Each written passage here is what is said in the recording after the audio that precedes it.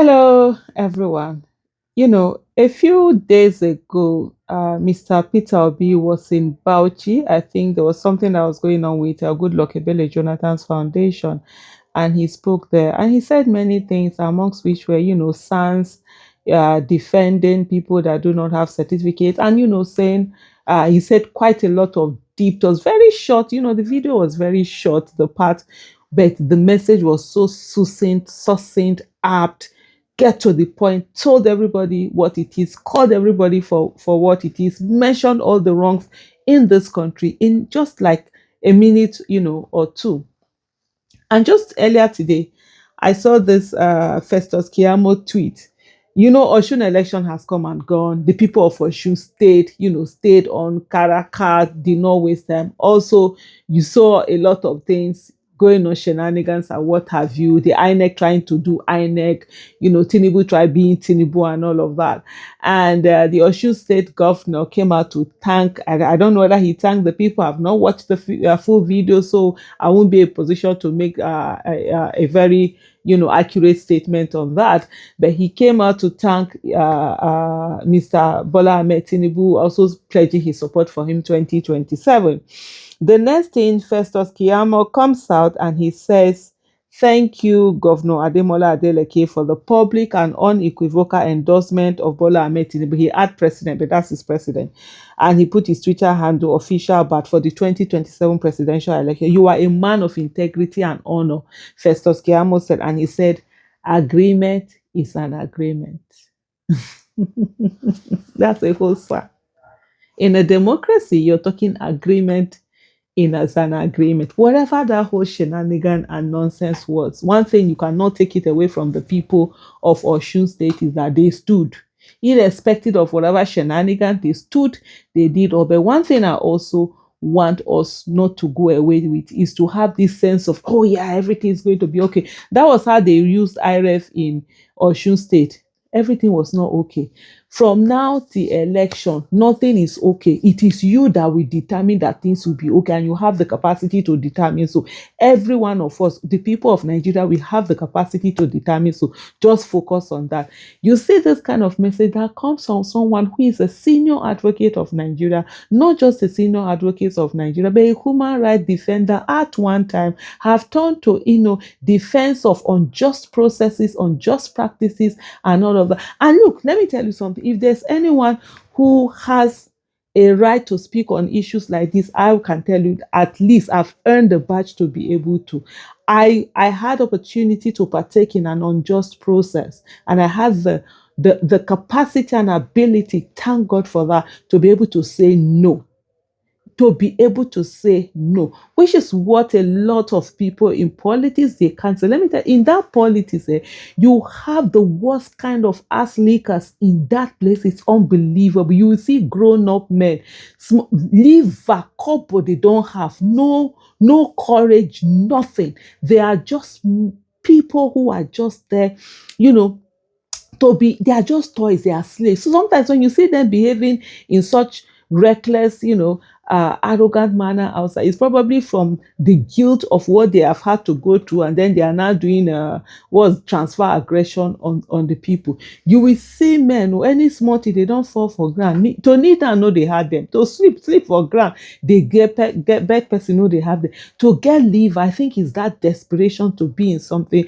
no honor, nothing, no capacity to be able to say, hey, let me stay and follow the right process. I don't need to. I don't need. If anything that I have to do wrong to get it, may God never ever let me smell it. Talk less of getting it. May God never ever let that thing even look up.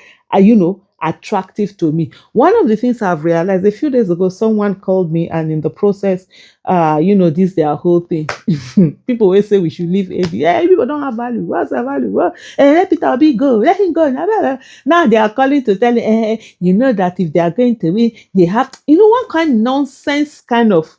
Anyway, that's not even why I'm doing this with. And then the person is trying to tell me, say, Aisha, you are not a politician, you are an activist. I want you to agree. I said, Look, I'm a politician. What is politics? Politics is about making the lives of the people better. Politics is about greater good. Politics is about people's skills. I have all of that. Politics is not about looting money. Politics is not about entering power for you to now be the oppressor. Politics is about going into getting power and using it to uplift the oppressed and make their life a whole lot better. I used to get angry, when they will say, "Oh, Aisha, yeah, any smart, you're not a politician, as in trying to they say it in a negative way. Now, so I'm going to carry my shoulder. Yes, I'm not your brand. I'm not your brand of politician that is desperate to get into office and ready to sell her soul and the soul of the people and the country and everything. No, I'm a politician that wants to get in there and do the right thing for the people and uplift the people, and everything that I do, let it be for the greater good. Anything less than that, forget about it. So you're seeing a whole son tweeting in this manner to tell us that an agreement and an agreement. Meanwhile, to say that, oh, they are the ones who made the agreement. Whatever it is, they made agreement for this thing to pass. Tinubu was desperate to win this election. Yeah, the people stood. Yeah, they had their whatever this thing agreement, and the way they want to turn this to. I saw the way Mr. Tinubu was writing and putting in boldly, highlighting it that free, fair, credible election has been given. They've been calling on him to give free, fair, credible election. They know he can't give. It is rigging. The rigging part is the part that he knows best how to do. They've been calling on him. So this one, they will use it. This is my message for my fellow citizens. It's not over. This is the beginning. The battleground has been drawn. Remember what they said, all is fair in politics. Right? You have to stand your ground. Men must mount. Women must mount. Youth must mount. Every one of us, we have to ensure that this thing that we are looking for, we don't sit down by the side. This election is going to be manual. Forget about IREF, Kiniko. Follow it as if there is no IREF. Follow it as if it is manual. Follow it as if your life depends on whatever it is that they are going to put on it. You see that part where some citizens saw a court party got 160 and the INEC official was writing 0 and they did char on his head. That's how you are going to be.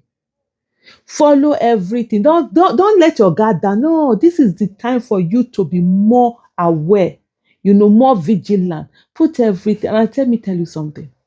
The people are the opposition, and the people will win this election if they want to win it, and we all come out en masse. The whole thing about this is coming out en masse. And before we come out en masse, we know each other. We will know the people that are the talks that they use. Their families must call them to order. All of us here, our lives are on the line, and we will be fighting for our lives and the soul of Nigeria. So whatever agreement that they have will be nonsense and rubbish when it comes face to face with the determination of the people of Nigeria. I went to Court of Appeal. 5 judges I never met gave judgment in my favor. So if you look at that and look at what is happening today in Nigeria, where professors are now aiding illiterates to rig election, where our lawmakers have removed forgery as an offense in electoral matter. And senior advocates of Nigeria are defending forgery. Our religious leaders are now praying for criminal politicians for blessing. We have a crisis. And above all, our judges are now thinking, for your mandate we stand.